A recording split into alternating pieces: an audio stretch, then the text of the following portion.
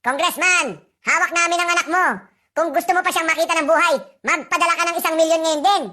Huwag ninyong saktan ang anak ko. Magwi-withdraw ako ng 2,000,000 ngayon din. Teka, 1,000,000 lang hinihingi ko. Para saan yung 1,000,000?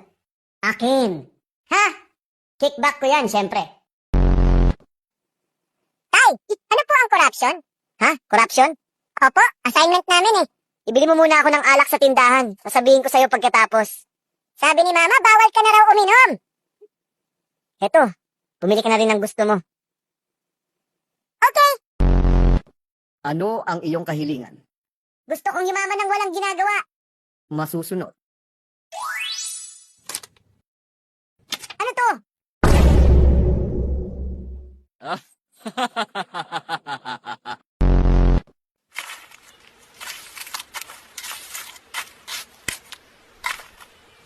Tol, sino yung mga yan? Di mo kilala. Yan ang presidente ng Pilipinas. Talaga? Anong ginagawa nila dito? Nag-i-inspection. Kasi meron daw ditong ghost project. Ha? Di ba nila nakikitang nagtatrabaho tayo dito?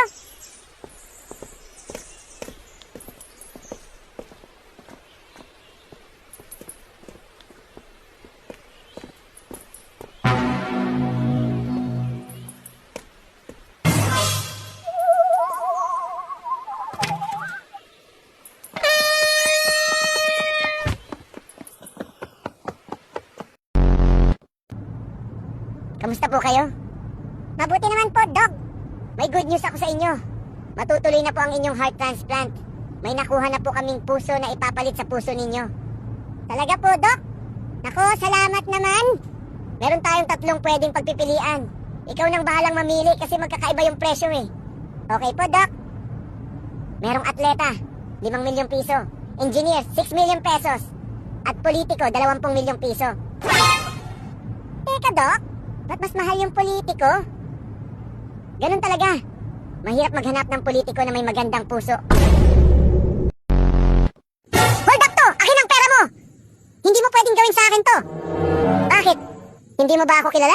Isa akong politiko. Ha? Kung ganun,